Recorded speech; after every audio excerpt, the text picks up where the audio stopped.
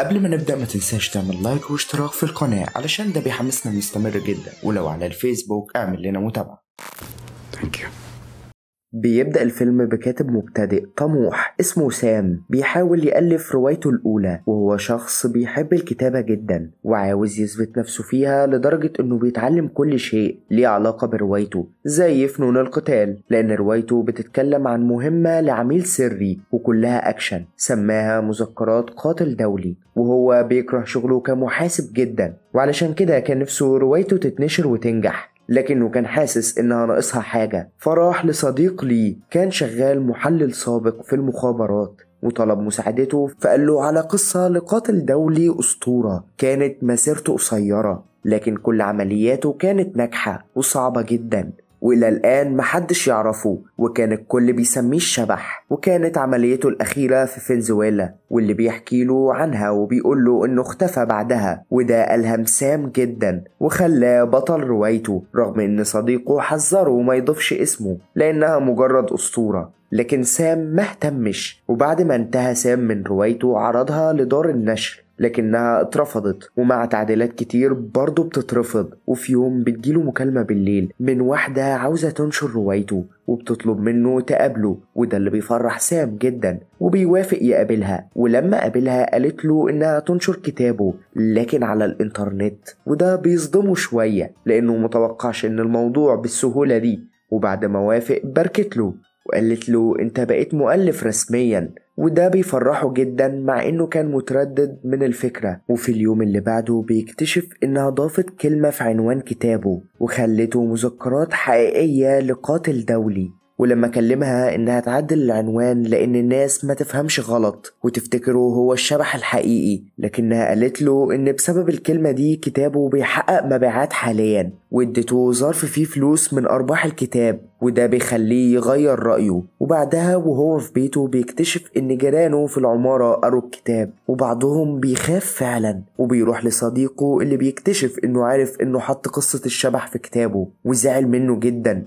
وقال له انهم ما بقوش اصحاب خلاص، وفهموا سام ان الناشر هو اللي حولها من رواية خيالية لحقيقية، وبينصحه يبطل يعيش في القصص الخيالية ويبدأ يعيش قصته هو، وبيسيبه وبيمشي، وفي اليوم اللي بعده بيعرف ان روايته اتشهرت اكتر لدرجة ان مذيعة مشهورة عاوزة تعمل لقاء معاه، وهو مش مصدق وبيتوتر جدا قبل المقابلة، لكن المذيعة بترحب بيه وبتحاول تهديه وهو بيصدقها، لكن لما بدأ اللقاء رحبت بيه للجمهور على انه القاتل الدولي الملقب بالشبح، وبتسأله عن حبه للقتل زي ما هو كاتب في الكتاب، لدرجة انه هرب من المقابلة وهي على الهوا وبيروح لبيته وهو قلقان، لكن اول لما وصل بيظهر ليه اتنين بيفقدوه الوعي وبيخطفوه، وبعد لما بيفوق بيكتشف نفسه في مكان أشبه بالمعتقل وحواليه جنود كتير جدا، وبيظهر ليه قائدهم وبيعرفه بنفسه وإن اسمه آل تورو، وبيحاول سام يوضح لهم إن في سوء تفاهم وإنه مش الشبح، لكن آل تورو ما بيصدقهوش وبيقول له العملية اللي موجودة في كتابك شبه عملية حصلت في الحقيقة هنا في فنزويلا، وبيقول له لو ما كنتش الشبح ما كنتش هتعرف، فبيقول له سام إنه مسك الشخص الغلط وإنه مجرد كاتب، لكن ألتورو بيقول له إنه عارف إنه مش هيعترف بالسهولة دي وإنه لو مش الشبح فعلا فهو كده كده ميت، وهنا بيخاف سام وبيسأله هو عاوز منه إيه، فبيقول له ألتورو إنه عاوزه يقتل رئيس فنزويلا في حفلة احتفاله بتنصيبه في الحكم للفترة ال5 بدون انتخابات، وبيفهمه إنه شخص فاسد وبينهب ثروات وموارد بلده، وإنه محتاج شخص بخبرات عالية يقدر يوصل للاحتفال اللي في قصره، شخص زي الشبح ذات نفسه، لكن سام بيحاول يماطل وبيطلب طلبات غريبة للمهمة علشان يقدر يهرب، لكن ألتورو بيعين المساعد بتاعه واللي بيكون مع سام في كل مكان، واللي بيتعرف على سام وبيقول له انه عارف انه مش الشبح، واول ما يلاقي دليل واضح على كده هيقتله بنفسه، وبتكتشف بعدها CIA موضوع سام، وحتى هما كمان مش مصدقين انه ممكن يكون الشبح، وده اللي بيخليهم يراقبوا الوضع من غير ما يتدخلوا. وبعدها بيروح سام يستعد لمهمته، ومساعد ألتورو بيراقبه في كل خطوة، لكن سام بيطلب يدخل الحمام وبيحاول يهرب من المكان فعلا، وبيروح لمقر الشرطة بيحاول يشرح لهم اللي حصل، وإن في ناس عاوزة تقتل الرئيس، وإنه فاكرينه قاتل محترف لكنه مجرد كاتب، وبيطلب من الضابط إنه يساعده ويوصله للسفارة. لكن الضابط بياخده لمخزن مهجور لأنه ناوي يسلمه لشخص مهم بيساند الرئيس في فنزويلا، لكن بيظهر شخص بيهجم عليهم وبيبدأ بينهم ضرب نار، وبتاخد سام وبتهرب بيه. وبعدها بيسألها سام هي مين، فبتقوله إنها من وحدة مكافحة المخدرات، وإن الشخص المهم اللي كان سام مفروض يقابله هو مهرب هيروين وشخص مهم في فنزويلا، وإنها هتساعده يخرج برا البلد بشرط إنه يساعدها ويقابل مهرب الهيروين ويعرف هو عايز منه إيه. لكن سام بيرفض، لكنها بتفهمه إن الضابط عرفهم إنه هيقابله بعد ربع ساعة، فلو ما ظهرش هيعرفوا إن في حاجة غلط. وبيوافق سام وبيروح يقابله وبيتعرف عليه وبيسأله عن علاقته بألتورو، فبيقول له سام إنه طلب منه يقتل الرئيس، فبيطلب منه إنه يقتل ألتورو بدل الرئيس، وبيقول له إن ألتورو بيثق فيك وده بيديك الميزة إنك تقدر تقتله بسهولة، وبيهدده إنه يقدر يقتله في أي لحظة وفي أي مكان لو ما نفذش طلبه. وده اللي بيخلي سام يوافق من الخوف بعد ما قتل مهرب الهيروين الخادم بتاعه قدام عينه، لكنه كان ناوي يروح السفارة وينقذ نفسه. لكن البنت اللي من وحدة مكافحة المخدرات بتمنعه لأنهم ليهم جواسيس في كل حتة، فلو دخل هيموت كده كده. وبعدها بتفهمه كل حاجة، وإن حياة الرئيس كلها رفاهية لأن مهرب الهيروين بيمولها. لكن سام بيقول لها طب ليه ما بتساعديش ألتورو وتقتلوا الرئيس، فبتقوله إنها عاوزة تمسكهم متلبسين، علشان كده هي محتاجة مساعدة سام. وفي نفس الوقت بتعرف المخابرات إن سام كان عند مهرب الهيروين ده، وإنه لحد دلوقتي قابل 2 من أهم 3 أشخاص مسيطرين في فنزويلا، فبيروحوا يقابلوا الشخص الثالث واللي هو الرئيس نفسه وبيعرفوه باللي حصل، وده اللي بيخليه يدور عليه ويستجوبه، واللي هيقوم بكده هو دراعه اليمين في الحكم. وبعدها بيظهر مساعد ألتورو لسام والبنت وبياخدوه وبيمشي، فبيسألوا سام هم رايحين فين، فبيقول له هنرجع للقاعدة نقول للقائد. فبيقول له سام انه لسه ما قتلش الرئيس، فبيقول له انه كده كده مش هيعرف يقتله اصلا. وهم ماشيين بيلاقوا جيش بيسأل المدنيين عن سام، وده معناه ان الرئيس بيدور عليه، لكن وهم بيحاولوا يهربوا بعيد عنهم بيتسرع سام وبيتمسك منهم. وبيحكي سام كل حاجة حصلت معاه من ساعة ما وصل البلد. وبعدها بيقابل قائد الجيش وبيفهمه إن ألتورو بيحرض الشعب ضد الرئيس من سنين، أما مهرب الهيروين فهو يعرف أسرار كتير عن الرئيس وده خطر عليه، علشان كده عاوزينك تقتل مهرب الهيروين وإلا هتتعدم بتهمة محاولة قتل الرئيس. فبيوافق كالعادة. بعدها بيسألوا قائد الجيش هيقتله إزاي، فبيقول له سام وبكل ثقة في حفلة تنصيب الرئيس. فبيتريق عليه قائد الجيش لأنه نفس المكان اللي المفروض يقتل فيه الرئيس، لكن سام بيفهمه إن كده محدش هيعرف هدفه الحقيقي ومحدش هيحس بالموضوع، وبيكذب عليه وبيقوله إنها مش أول مرة يعملها وإنه عملها في عملية قديمة في أفغانستان، وكل ده والمخابرات بتتنصت عليه وعرفوا كل حاجة. وواحد منهم بيقول للتاني إن العملية اللي بيقول عليها دي موجودة في الكتاب، فبيسألوا التاني ليه قاتل حقيقي يألف كتاب عن مهماته وإن الفكرة غبية، فبيقول له التاني بالظبط علشان هي غبية محدش هيفكر يعملها وده اللي بيخليها عبقرية. وبعدها بيعرفوا مهرب الهيروين باللي حصل،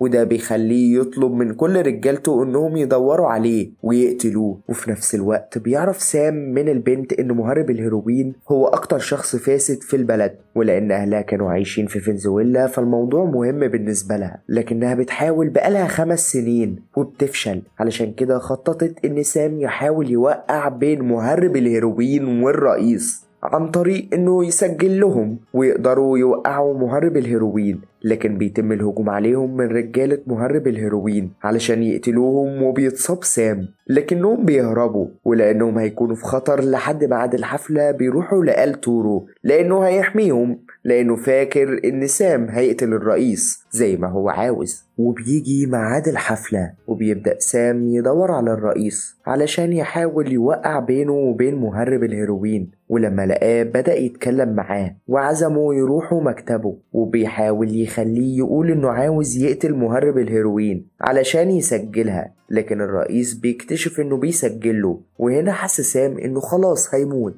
لكن الرئيس بيقوله عادي لأنه زهق من حياته في البلد ونفسه يخرج منها، لكن مش عارف. واتضح إنه مجرد رئيس بالاسم، وإن اللي متحكم في كل حاجة هي أمريكا، لكنه بيطلع مسدس وبيخاف سام جدا وبيحاول يهرب، لكن الرئيس بيقتل نفسه وبيدخل مهرب الهيروين والبنت اللي كانوا بيضربوا بعض، وبعدها بيدخل قائد الجيش اللي بيقتل مهرب الهيروين أخيرا، وبيتقبض على سام والبنت بتهمة قتل الرئيس. وبيفرح التورو والشعب بالخبر، بيحس سام إن حياته انتهت، لكن بيتفاجئ إن التورو بيخرجه وبيقوله إنه عمل اتفاق مع قائد الجيش علشان يخرجه، وبيعرض على البنت إنها تنضم ليه علشان يحسنوا بلدهم، وهي بتوافق. وبعدها التورو يصدم سام إنه هيقتله لأنه يعرف معلومات كتيرة، لكن قبل ما يضرب بتيجي المخابرات وبتاخد سام علشان ترجعه أمريكا لأنه مواطن أمريكي، وبيعرف التورو منهم إن سام مجرد كاتب.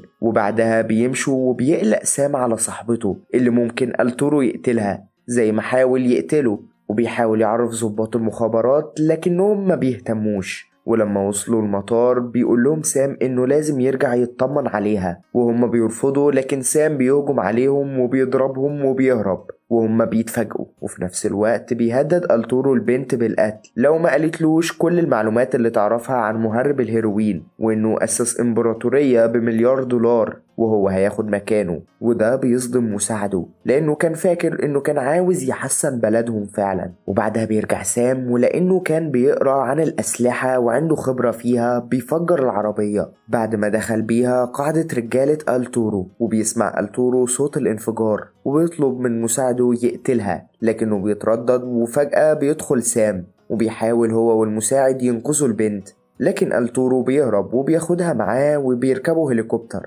لكن سام بيحاول يلحقهم وبينط فيها وبيحاول يمسك التورو لكنه بيخبطه وبيقع، وبتحاول البنت تلحقه قبل ما يقع. وبيحاول التورو يسوق الطيارة لأن الطيار مات، لكن الطيارة بتتخبط في نخلة. وبيحاول التورو يقتل سام، لكن سام بيسبقه وبيموت التورو وبينطوا من الطيارة قبل ما تتحطم، لكن بيكون مستنيهم قائد الجيش اللي بيقول لسام إن ال3 اللي كانوا مسيطرين على البلد ماتوا، وإنه اتأكد إنه فعلا الشبح الحقيقي في النهاية، وإنه مهد له الطريق إنه يسيطر على البلد لوحده، ولازم يتخلص من آخر لاعب في اللعبة واللي هو سام. وقبل ما يقتله بلحظة بيظهر قناص بيقتل السواق، وبعدها بيقتل قائد الجيش. ولما بيبص سام والبنت عليه بيجيلهم، وبيطلع صديق سام اللي حكاله قصة الشبح من البداية، وهو اللي طلب من المخابرات انهم يرجعوه امريكا قبل ما التورو يقتله، وانه هو الشبح الحقيقي. وبعدها ب6 شهور بيمسك مساعد التورو رئاسة فنزويلا، وبيكون سام عنده اعلى مبيعات كتب، وبيحضر مقابلة لنفس المذيعة وبتسأله عن كتابه الجديد اللي بالفعل محقق أعلى مبيعات، وبتقوله إن القصة مشابهة في بعض الأحداث اللي حصلت مؤخرا، فهل القصة في الكتاب حقيقية؟ وده بيوتر سام زي المرة اللي فاتت بالظبط، لكنه بيهدى وبيقول لها أكيد دي قصة خيالية. وبينتهي الفيلم مميز فعلا. لو كنت تابعت معايا الملخص للآخر فعندي ليك سؤال: لو كنت مكان البطل وحصل لك نفس سوء التفاهم كنت هتتصرف ازاي؟ اكتبوا لنا آرائكم الجميلة في التعليقات وهقراها كلها.